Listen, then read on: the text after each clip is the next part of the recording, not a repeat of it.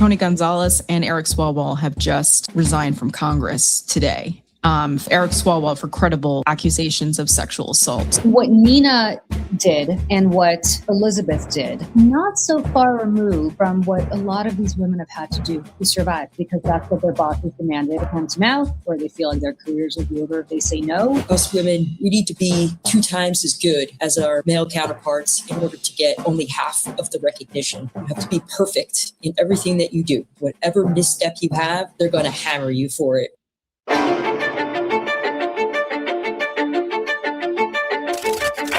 Russia, I indicated, is a geopolitical foe. You know, the Cold War's been over for 20 years. Make sure I don't do any spying around here. No, you better not. Mr. Gorbachev, tear down this wall. Russia, if you're listening, I hope you're able to find the 30,000. The 1980s are now calling to ask for their foreign policy back.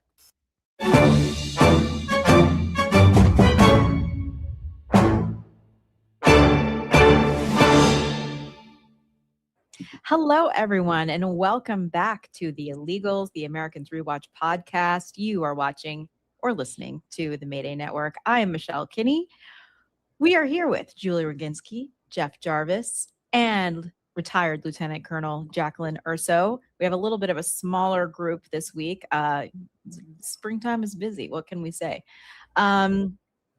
I'm going to talk about episode 5 this week. It is called COMINT, which means or is short for communications intelligence. And this is what Wikipedia is telling me, a subcategory of signals intelligence that engages in dealing with messages or voice information derived from the interception of foreign communications. So I guess in technical terms, you know, that is a big part of the plot, right? Is intercepting encrypted intelligence and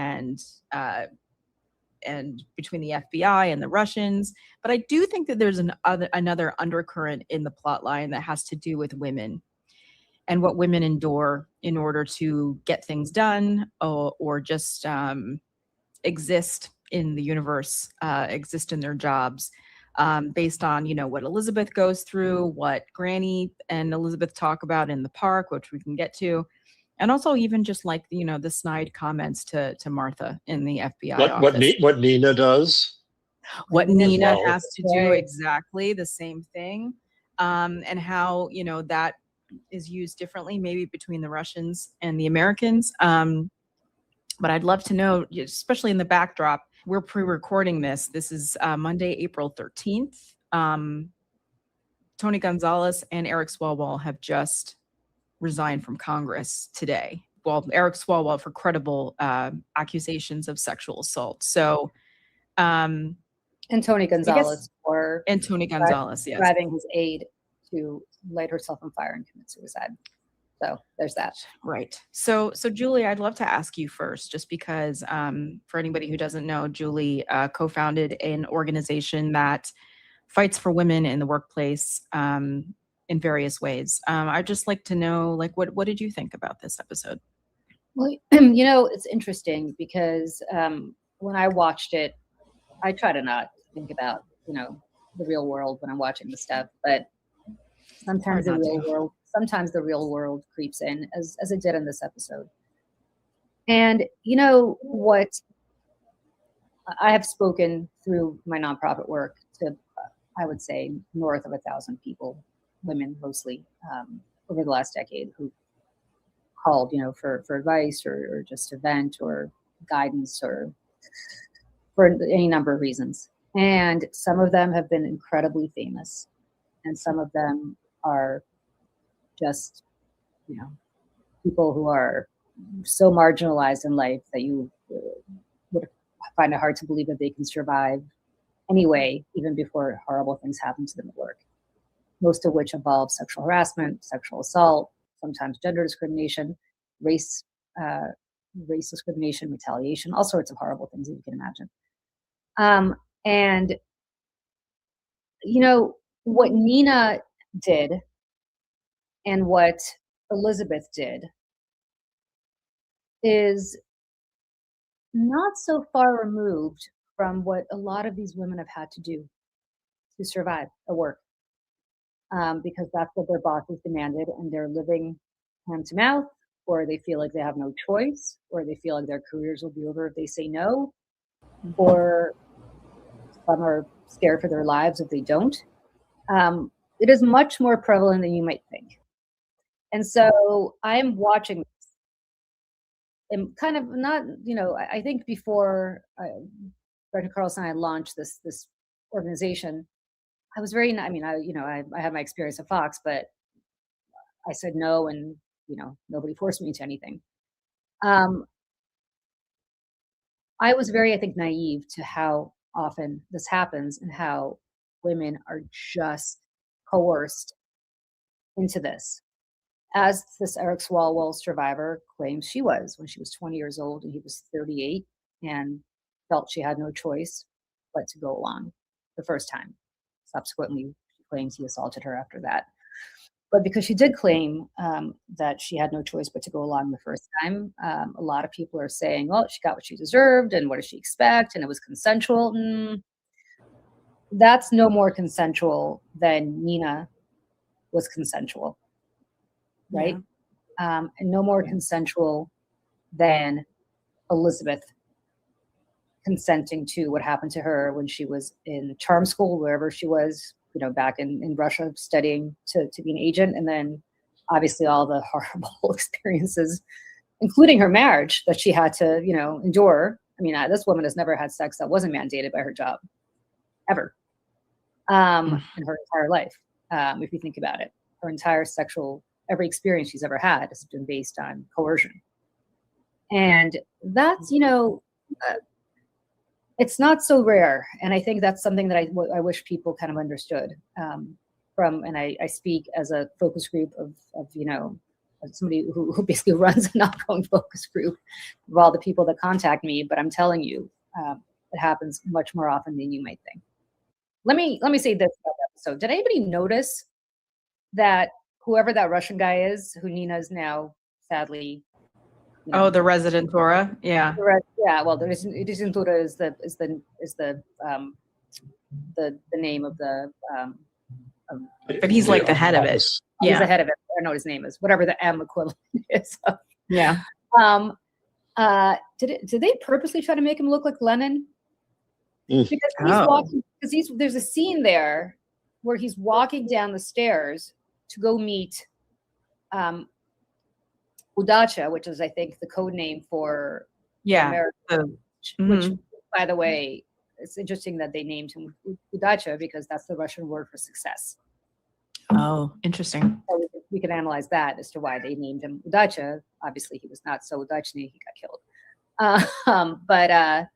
But yeah, when he's walking past, first of all, I noticed it from the very beginning, but then when he's walking down the stairs past this humongous portrait of Vladimir Lenin, I was like, oh my God, did they truly try to make him the beard, the hair, the everything? Oh, wow. I didn't even put that together at all. Right away. That was my immediate reaction. I was like, is this guy like a Lenin? Like, what's going on? Also, I think he's from the Baltics because he does not. His Russian accent's a little weird, but that's neither here nor there. What got me was the conversation that Elizabeth had with Grandma about women in the workforce and how they always had to be better than their male counterparts, and they have to put up with more crap than their male counterparts. And Elizabeth's like, well, I can handle it. Like, I've been doing this for a while. I felt like that my whole Marine Corps career. And at one point, when I was a junior captain, my second duty station, one of my mentors, who's now a general on active duty still, she brought me in and she said, Jaclyn, us women, we need to be 2 times as good as our male counterparts in order to get only half of the recognition. You have to be perfect in everything that you do in the Marine Corps as a woman, because whatever misstep you have, they're going to hammer you for it. They're not as forgiving with women making mistakes in the Marine Corps, even if you have the best of intentions in mind. Men always seem to fail up in the Marine Corps, and they have the best of intentions, and they're taken under consideration, and they're given the benefit of the doubt. And women, if they just step out of line and make one mistake, it's basically a fatal flaw in that female Marine Corps' career, Marine Corps officer or enlisted.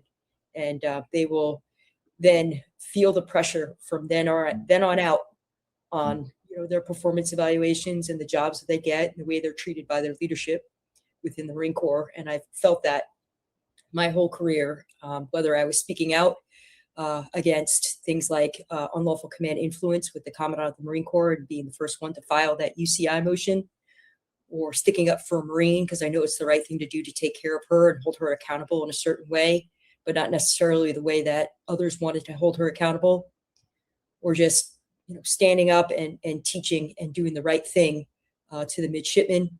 I feel like, punished in certain ways in the Marine Corps because they didn't like what I had to say, because I spoke truth to power, and therefore I was punished for it. And I feel the same way with Elizabeth and her conversation with Grandma, going back to, we have to perform twice as good to get half the recognition, and you have to just deal with the crap that goes along with it. Well, I'm the least qualified to talk about this part of the topic here. I'm struck by the loneliness of the women in this context. I watched a video a little bit ago by Mrs. Frazzled. I don't know her actual name. Yeah. She's wonderful. Yeah, She does the mocking videos of Trump as if he's a kindergartner. And she was a kindergarten teacher. And she is covering education and doing other things online now. And I saw a video of her today that she had interviewed Eric Swalwell sometime back. And then right afterwards, people said, stay away from him. And it piled upon and piled upon and piled upon with the people who came out and had more to say about what was happening there. And she let it ferment for a while and then felt that she had to say something and saw her position, because she wasn't in Washington, she didn't care about the politics, as able to talk in ways that others weren't. And you contrast that, and it's everything that you did, Julie, to enable people to say, yeah, me too. Yeah. It was coined for a reason. And I think you contrast that with the loneliness here. Even though you've got Grandma offering sage advice, it's all in secret. It's all hidden. And the whole show was about being hidden and not being able to reveal and having no recourse. And I think that's important. Granny, and it's funny that we just call her Granny because Her name's Claudia. Yeah, Yeah. Claudia, but I'm like Yeah. Granny. It's just way more fun. Okay. I wrote down what it is that she said when they were walking the dog. I guess she has a dog. They were in the park. It says, have you been following, then this is, I'm assuming, still 1981. Have you been following the sad progress of this country's Equal Rights Amendment? Honestly, it makes me chuckle. These women here need to learn what you and I have known forever. You can't wait for the laws to give you your rights. You have to take them, claim them every second of every day of every year. I won't say this job is twice as hard for women, but it's something close to that. Have you been following the sad progress of this country's Equal Rights Amendment? Honestly, it makes me chuckle. These women here need to learn what you and I have known forever. You can't wait for the laws to give you your rights. You have to take them, claim them every second of every day of every year. And that just sort of Well, blew my mind, Let- because let's put- this was at the end of the ERA. I mean, I can say on the day that I was born, the day that I came into this world, is the day that the Equal Rights Amendment died in the United States. wow. The I didn't same know day. that. The same day. June 30th, 1982. Fate sent you to make up for it, to fight for it. Yeah, right? And then they Aw. sent me. Well, let's put this in context. So how old do we think Claudia is? I can tell you right now, Margot Martindale, the actress, is 74 years old right now. And also, I just wanted to say, ironically, she goes on to play Congresswoman Bella Abzug in the Mrs. America series, which is about the Equal Rights Amendment. So I was like, I picked up on that immediately too. But right now she's 74. So I guess she would have been in her 60s when the show was filmed. Right. So let's say that this woman, let's just say that she's 65, right? So this is 1981. Somebody better than me can do the math. So she would have been born in, who's good at math? 1981 minus All right, 1916 she would have been born. 16. So, Okay. 1916. All right. Okay. So my grandmother was born 1915. And that generation of Russian women, Soviet women, were really idealistic. Interestingly, my parents' generation was not idealistic, but that generation was idealistic because they were sort of they came of age during the revolution. Revolution, yeah. Right. Or right after the revolution, they lived through World War One. Most relevantly, sort of lived through World War One. They really relevantly lived through World War Two, where you really thought you were fighting, the Nazi threat, and we were the good guys and the Nazis are the bad guys. And don't forget, the Nazis were literally there. It wasn't like here where, it was kind of far away. Right. So they did not have the cynicism that Elizabeth and Philip's generation would have had Elizabeth and Philip stayed in the Soviet Union. It's because Elizabeth left that she never got cynical about what was actually happening, because she left when she was indoctrinated as a child, and then she left when she was 18, and that was that. It's not a surprise to me that she, the granny, would say this, right? That she would basically say, like, they don't have laws. We just take what we take what we have, we take what we want, which is hilarious because nobody there took what they wanted. Are you kidding? You looked at somebody the wrong way, you'd be in the gulag. To this day, you look at somebody the wrong way, you're in the gulag. Yeah. So it's just, that's why I'm saying, like, it's kind of fascinating that Claudia, has this idealism that somebody of her generation would have, despite the fact that it's all complete and utter nonsense. I mean, to my grandmother, to the day that she died, and she was 102 when she died, so she lived a very long life. You could criticize Stalin. She wouldn't say anything because I think she just was scared, even though he'd been dead for so long, but she was indoctrinated to be scared. But you couldn't really criticize Lenin. Lenin was like a whole different species, because that was the revolution and that was the father of the nation. And her father worked with Lenin. So she remembered Lenin once came over to the house and dangled her on his knee, and she never got over it. And she was so, so from that perspective, like, it's just fascinating to me how that generation, Claudia's generation, would have approached what she said. I bet you she sincerely meant it. So, Julie, let me ask you, if I may. I haven't read the book, but I certainly know the premise. Julia Ioffi's Motherland. I was just going to say that. Ioffi's very good. She's great. I think she's a brilliant journalist. Yeah. And the argument that when it comes to women's opportunity and sexism, that the Soviet Union was way ahead. Is that part of what, just generally by facts, what the opportunities that women had, the professional opportunities they had as a result, were just simply so different from here? I don't know if that's true. I don't know that I agree with Julie on this. Is she talking about Russia, or is she talking about the Soviet Union? Yeah, the title of the book is Motherland, A Feminist History of Modern Russia from Revolution to Autocracy. Oh, it's that her female forebears were doctors and that's professional women, and so that they had an ability to have careers and respect in a way that was not true here. That's true. My grandmother was a doctor. My other grandmother, the one I talked about, she graduated medical school in 1921. Wow. So, I mean, way before, I'm sure, was the case here. So, yes, I think to that extent, yes. I don't think there were like, little women, why don't you come home and cook dinner and do, there's no like June Cleaver type situation there. That just didn't exist.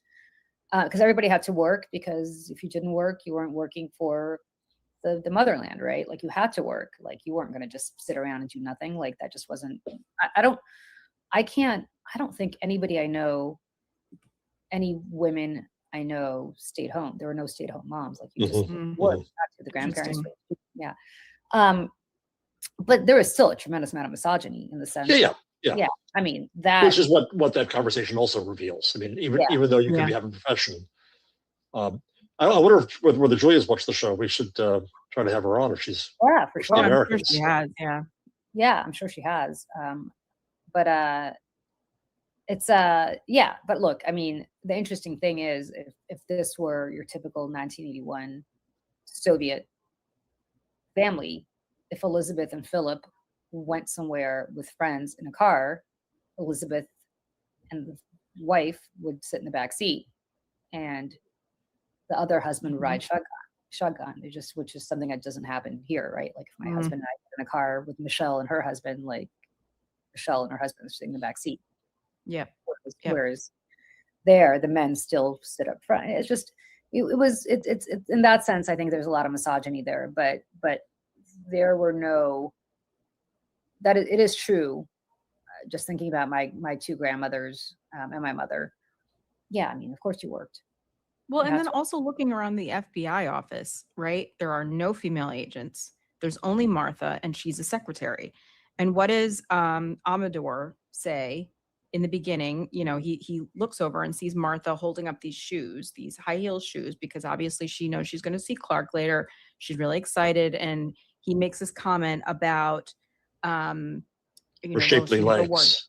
Yeah, and he was like, those nice shoes, Martha. Those accentuate your calves. And she says to Agent Gadd, that was like, you know, a sexist comment. And Agent Gadd says, yes, that's not appropriate. You're correct. And I'm, you know, and so, you know, scolds him. But then Martha walks away, and Agent Gadd goes, he's so miscast, Agent Gadd. Oh my God. Yeah, he is. I feel bad if he ever listens to this podcast for any reason. We loved you as John Boy, Agent Gadd. We loved you in the Walton. He wanted to get out of it. He was trying his best to get out of the type. Maybe it's not written well. Yeah, it's like a little corny. That what I actually wrote down a line that he said when they get the intelligence that they're going to go meet later, or whatever it was, and he says, "Lord, I have waited for this moment." He's kind of like, they're kind of bumbling, right? Like all of them are kind of these bumbling feds, which is, I don't think maybe it is now with Kash Patel, but I don't think it was that way back in the day when you had a real FBI. Yeah. I don't know. Hard to know. Mercifully, I've never had to deal with them. So I felt like the FBI always had the reputation of being the squeaky clean guys that always follow the rules, and that the CIA guys and girls were the ones that were a bit more unpredictable and would be willing to kind of operate in the gray zone to accomplish a mission. So looking at, you know, Agent Gadd and the rest of them, to me, they line up very well with the stereotype that I've learned about the FBI and be kind of straight-legged. G-men. Right, G-men. And it makes me think about what a show would be like in Russia in 1981 called The Russians, with American spies there, you know, and dealing with the CIA instead of the FBI or something like that. I always just, you know, I think about that sometimes. If the roles were reversed, what kind of show would this be? I don't know. They should do a reverse show. That'd be actually a great idea. Here, take my. They'd all end up dead with KGB. And I don't know, do we even have a program like that where people just, I don't think we do. I don't think so. Well, we had spies over there for sure. Oh, we definitely have spies, but I don't know that we had anybody who was like groomed to be, you know. Well, and I was thinking, I was like, I don't know exactly when the sexual harassment laws began. I feel like they weren't really happening yet in the 80s in terms of like, you know, was it illegal to make comments like that in the workplace about someone's body or something like that? Please, no, not like nowhere close, right? Yeah. But then Stan goes to meet with Nina in the park, and he's talking to her about, you know, like, these guys are getting impatient. You have to find out more for us, and then he's like, "You're so capable of this," and he says, "You're a beautiful, intelligent, intuitive, beautiful woman." He says beautiful twice, which again is like inappropriate, but it's also just kind of clear that Stan is, you know, he's also learning Russian while his wife is like trying to have sex, right? Like, right, exactly. She went down to the Caldor or whatever 80s store she went down to get a new lingerie, and he's busy trying to learn Russian to impress Nina. I think all of your this one's so interesting. I'm also watching Mad Men at the same time, and I think the fact that it's about the time and about women, and about the relationships of the sexes is important and true. Having said that, I didn't think it was a very good episode. I thought the plot was really kind of, a lot of the things were stretched. So it starts with Elizabeth and the double agent in that. I didn't really figure out why she had to be there in that way, talking in that way. I kind of get it. She was trying to see how secure he was. The whole getting in the car trunk thing causing the accident and then was the accident real? Was it him being pissed off, or was it was planned because he needed to get the other one to break up, right? But the whole car, the car trunk thing was a bit far-fetched to me, encoding and decoding thing, and then what didn't that really matter anyway because it was gone instantly. I just thought the plotting was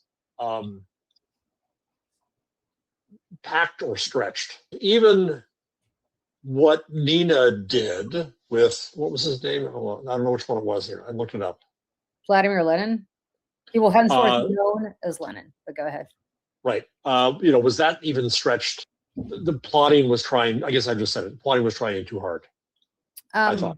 I kind of enjoyed it. But Jaclyn, what was the upshot? They had him killed because he was going to get killed either way, right? So you might as well just let him get killed by the Russian spy, then subject the guy that's in charge of the embassy to the FBI's, scrutiny, arrest, and potential shakedown.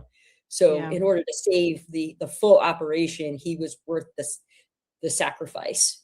And the guy in charge of the embassy didn't know that his second in command went behind his back to save him and the full mission, because he realized that it would be more beneficial to just let the guy get killed than to sacrifice everything. And the guy in charge was emotionally connected to his spy because they've been together what 25 years or something. They met he said 23 years ago he had recruited him, and the guy was in such a state, and again talking about loneliness, right? This guy was totally lonely because his wife had passed away, who had been his wife for over 35 years. I think he said 35 years and 8 months or something.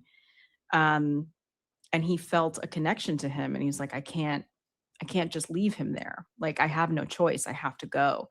And the thing that I noticed is that when Elizabeth, obviously the second in command, or Katie, sends one of the illegals to go, do the deed, she shoots him in the forehead in broad daylight. And you see the birds fly away. But then you see President Turagay see the birds fly away. So you see the birds in both shots. So that's how close he was to reaching his destination, which is kind of crazy. So are we to believe that she just shoots him in broad daylight on the Washington, D.C. waterfront, where there's a billion people biking and walking and eating lunch? Well, back then there wouldn't have been, though, right? I mean, was it? No, there would have been. The Kennedy Center was there.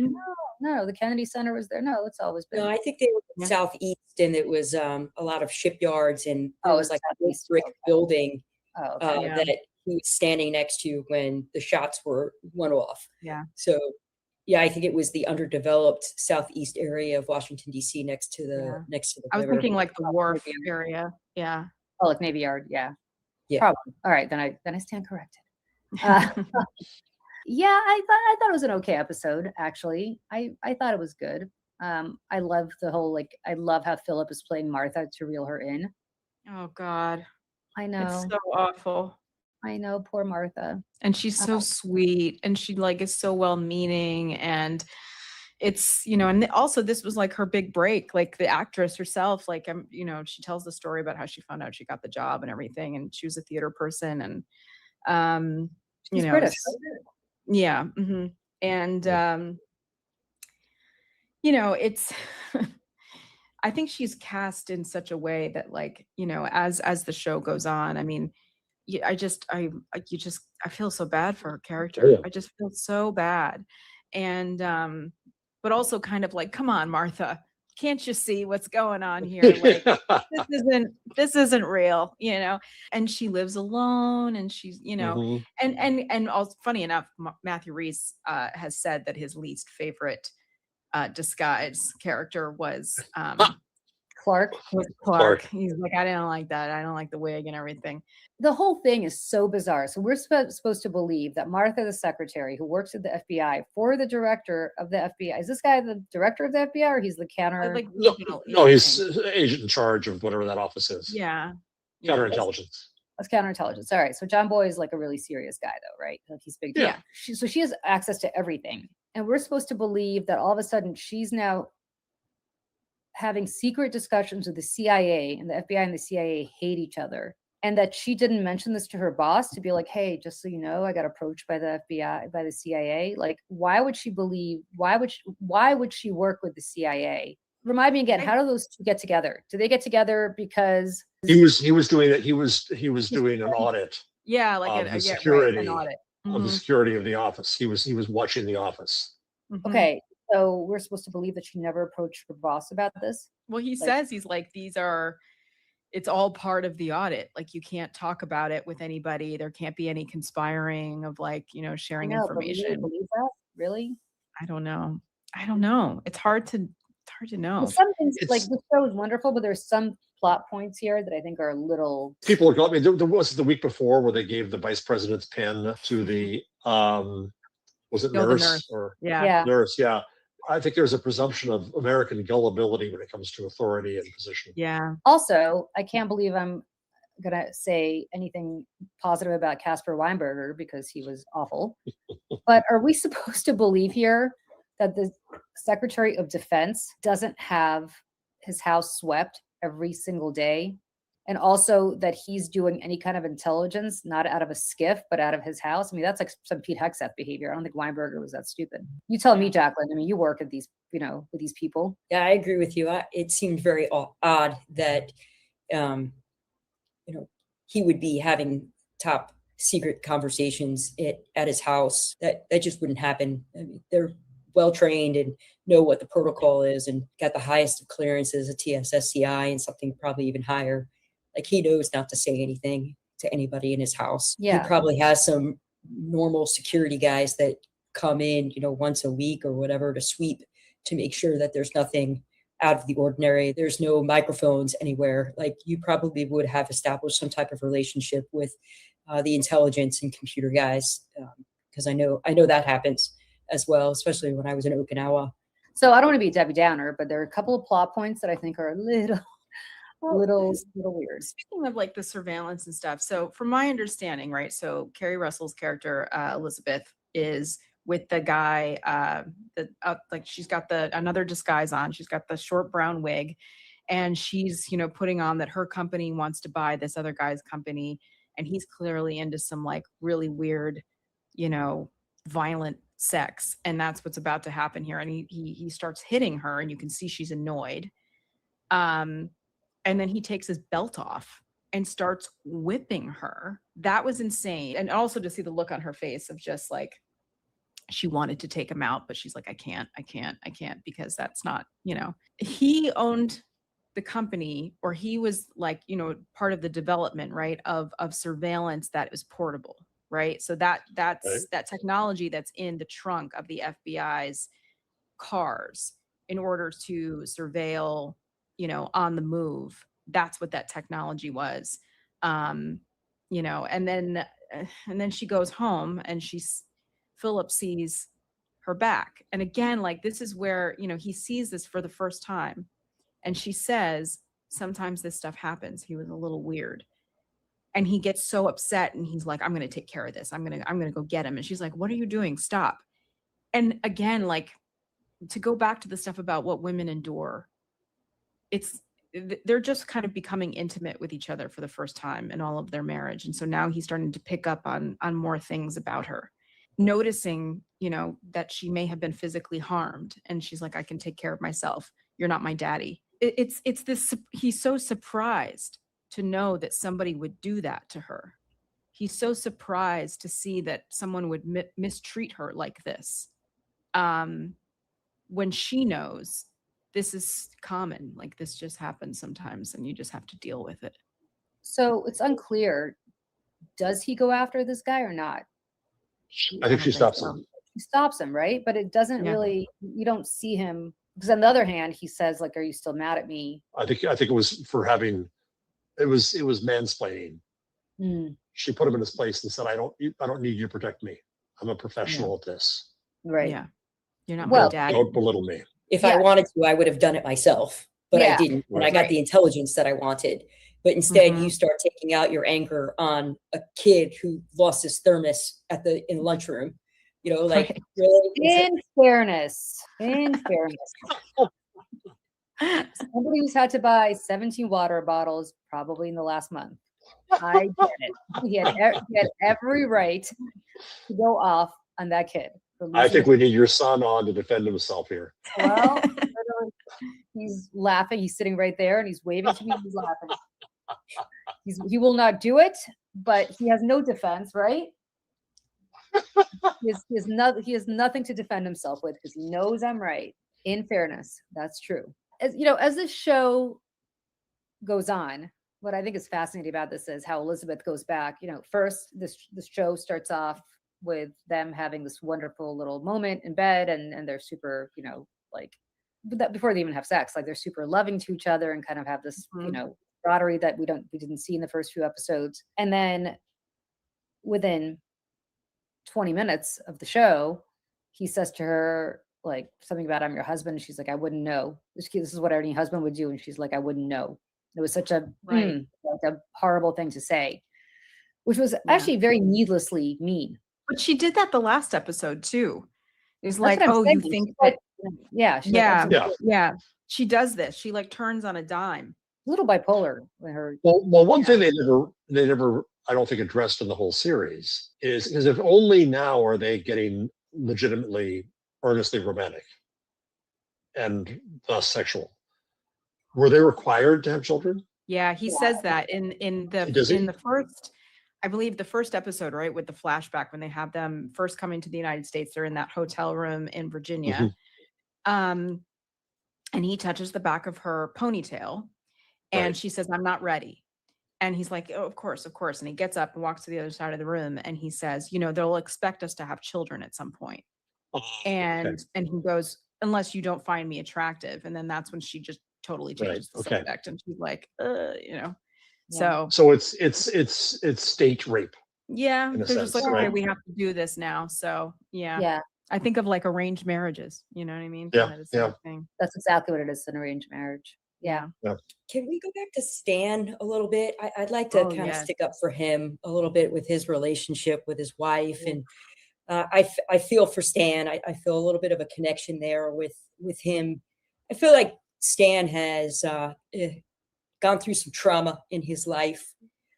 He was basically incognito living with supremacist white nationalists for a few years, separated from his wife and having to deal with something as atrocious as what he had to deal with. And it was his life, his daily life. And he, you know, finally finished up, but you know, that stuff takes a toll on you. And especially in early 1980s, I don't think things like mental health and PTSD were topics of conversation to have with doctors or with your family. And I feel like, you know, the same thing is true. When I was first deployed a few times in the Marine Corps at a young age, there's just things you don't talk about. And, you know, you don't talk about them for a couple of reasons. And I'm only speaking for myself. I can't really speak for anybody else, but I know I still don't want to talk about certain things because, you know, it hurts too much and you just want to bury it and move on with your life. You know, you also, I don't want to talk about it because I don't want to scare my friends and family and let them worry about it, about the things that I've done, or the things that Stan has done, and kind of rehash it because it's done, it's over with, it's buried. And, you know, why bother with rehashing it out with people that really, you know, you would just be adding extra stress to your family and your friends' life that you really don't need to. I don't want to talk about it because there's a chance that, you know, it may go back and do it again. And so why bring up, you know, and put salt in a wound, knowing that, you know, it may come upon me again, that I would have to go do those things again and feel those ways. And, eventually you just want to bury it and compartmentalize because you know that you're different. You know that you're changed, but you're trying to maintain some semblance. He's trying, as he said in the last episode, I am trying.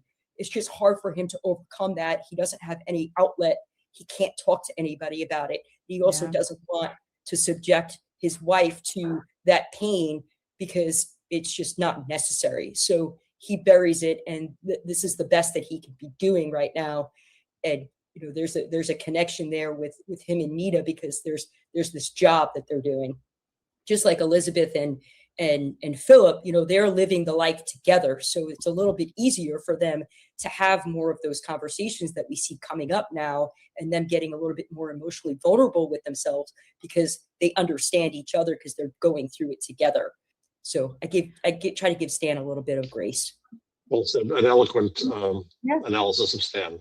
It always struck me though, if you're the FBI and you're casting a white supremacist, would you look at Stan and say, yeah, they'll buy him as a Nazi? Why not? He's a really good actor. Yeah, but it takes to be that because he's an upright guy, it would seem. Well, during that period of time as well, in the early 80s, the white supremacist groups were doing like these huge operations of bank robberies and whatnot in order to fund their white supremacist operations, like the bombing and like the terrorizing and all of that. So I can't imagine what somebody like him would have seen in those years. Like, would he have had to participate? Well, as Jaclyn said, what he had done. Right, what he had to do in order to get more intel, like what kind of horrible things would he have seen happen to Black people or women or whatever the case. If anybody hasn't seen the film The Order, which is about the Order, the white supremacist group, and all their bank robbering and stuff, and it's again had ties to then Timothy McVeigh. It's like all of those people, right? And it's traumatizing. And, and I feel for his wife too, because she can't know, he can't tell her. And think this is still 1981. Women just in the last couple of years were allowed to have bank accounts for the first time. So she doesn't have any job or way out and she moved to this new place thinking that she'd get to start over with him. And it's just been the complete opposite. And when she comes down in that like nightgown and he asks her, is that new? And she said, yes. And I think he says something like, you're killing me or something. And then he's like, oh, I'll be done soon. Like he doesn't even. Yeah, like his lessons are that time sensitive. No, for sure. He just wanted to blow her off. There's nothing. It was about Nina, right? Like he's obviously attracted to Nina. I think he's kind of the wife's in the rearview mirror. Whatever happened between when he went undercover and when he came out, obviously that different person. Yeah, different person. I don't want to say that he blowing her off. I just feel like there's a disconnect emotionally, and he can't seem to get over the hump and have more of an intimate emotional relationship with his wife after it happened. And he's seeming to be closer and closer to Nina because Nina is connected to his work and understands some things that he's going through at work that he's not allowed, and he can't communicate and articulate to his wife. And he has to understand his responsibility for what Nina did for him. That's a good point. There was a great movie from 1988, which I remember seeing in the theater, and highly recommend people watch. I don't know if it's to the test of time, but it was very good, called Betrayed, with Deborah Winger and Tom Berenger. That was about exactly what Stan did, where Deborah Winger infiltrates the Klan. And it's a great movie. But I just bring that up because that's a movie I haven't thought about in a long time until you mentioned this whole situation with Stan. And then I was like, oh my God, that very much mirrors the thought of that movie. Yeah. Or the Black Klansman also, which is, an infiltration from a different way. Like it's obvious that they did, the FBI did a lot of this kind of work. And it's disturbing. It's really disturbing, especially to share a country with people who are that awful. It's not like it's overseas or some other foreign entity. Like, no, these people live right here amongst us. He saw the worst in humanity for 3, 4, 5 years, and he was living it, and he had to kind of take part in it. And, those scars, I think, are really hard to bury. Yeah. And they don't really talk about that as much as I think for his backstory as maybe they should. I can't remember if they do eventually, but I think that's a very interesting part of Stan that we don't see so much. I mean, counterintelligence, we presume he's looking for Russians, but the truth is he's looking for American moles, right? Mm-hmm. He's looking for turncoats and traitors among his own ranks. You're infiltrating your own office. In some ways, that's even worse, right? Because you're infiltrating your own office to figure out who the bad guys are. All right. Anything else for the good of the order here on the show, on an episode, I should say, that Jeff did not like at all? Oh, just my old TV critic hat. I just want to give it one less star. That's all. I mean, I all these shows I didn't watch. I'm watching Ted Lasso. I'm watching Shrinking. So good. One last question for you, Michelle. Because we mentioned who was it we said before is British but is playing American? Allison Wright. Right. How are you with accents, Ms. Actress? Oh, not great. Were you trained? Is that like singing and dancing? Is that a skill that one has or doesn't have? Is it? You do great, Melania. Don't put yourself down. Well, no, okay. I'm good at impressions of people. I'm like decent at it. But as far as accents go, it was more like at school, it was like a case by case situation. Like if you had something, like if you had like a scene and it was, British character or something, you had to do that. And you had to listen to the tapes and, there were these tapes and you would listen to them and that's how you would do it. And again, it's like an ear thing. Some people are just really good at it and some people aren't. With Matthew Reese here is amazing. I mean, yeah. And again, even in this episode, I hear the tiniest. I do too. Always hear it. It's but that also maybe isn't helpful because in a way, even though it's not British English, it's Russian. Something's a little bit off about his American English. Yeah, it's ever so slight. I don't know that if you weren't listening or didn't, have, a background he doesn't say secretary, he says secretary. Yes. Which yes. Yes. Yep. Yes. So there are things that he doesn't pronounce. That's a good catch. Yep. Yeah. All right, I'm but going to listen to that otherwise, in the future. I never would have known that Allison Wright was. No, she's great. She's great. I never would have known. Never. It's a talent to be able to do that. In addition to acting, in addition to everything else. Right. And that's the theater background too. I mean, people who have training in theater are just, I'm biased obviously, but like that's the real work. Same with Matthew Reese, came up in theater. He went to RADA. So, it's, and the guy who plays Stan Beeman, Noah's last name I can't ever remember. Yeah. Or something, yeah. It starts with an E. Theater guy also. Emmerich. So there's a lot of theater people in this show. And they're workhorses and they have the training and they can do it. And more power to them because I can't even tell with most of them. It's very pretty, and the Brits are so good. The Brits are so good at the American accents, and I feel like the Americans are never quite as good at the British accents. Because there's 100 accents, right? That's the problem. Which British accent are you doing? Right. And I will say the one person, and I've mentioned this before on the show, the one actress that I think is really, really, really good at it is Gwyneth Paltrow. Gwyneth Paltrow has a really good ear for accents and very successfully with the British accent. I didn't know she was American for a long time. I didn't realize it. After she had done Sliding Doors and Shakespeare in Love and stuff like that. I was like, oh, she's like American? That's crazy. Yeah. So very. Thank you for that. So good to see you all. We will see many more people here next week. I think a lot of our friends are coming back. Nina's been traveling. Olga's got something. Yeah, Craig had a work dinner tonight. Yeah. So next week, I think we should hopefully have a full complement of people. And on that note, good to see everybody. Bye. You are listening to the Mayday Network.